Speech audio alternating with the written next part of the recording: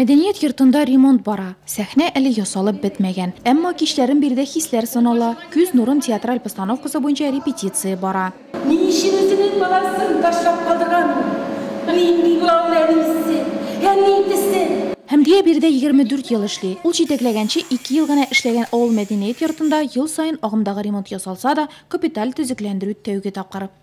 Түземсезлек белән китәбез инде, безнең өчен бик зур шатлык җылысы килә. Үзебездә булышабыз килә, без гел шунда.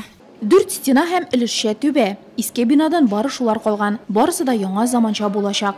120 урынга исәпләнгән тамаша залы, китапханә, санүзәк. Халык бирдә үк урнашачак музейга экспонатлар да җыя башлаган инде. Бүгенге көндә отделочный внутренний отделкалар бетү ягында, шпаклевкалар под покраску бөтенесе готовы.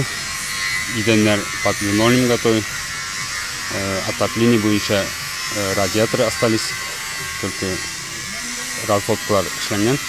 Шулай да объектта эш барышы белән танышкан район башкарма комитеты җитәкчесе Алмаз Әхмәтшин төзүчеләрне тәнкыйтьләп тә алды. Әлеге дә баягы сыйфат мәсьәләсе, төзелеш эшләре графигына сыешу хакында. Төзүчеләргә бик кысырык сроклар куябыз.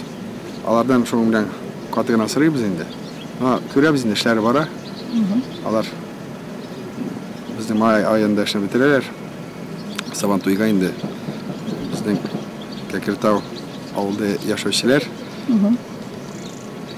клубка кереп файдаланырга уйлыйбыз инде. Кәкре ата авылында мәдәни ит уена озак калмады. Авыл клубларын капиталь ремонтлау республика программасы буенча тагын бер мәдәният объекты яңарачак.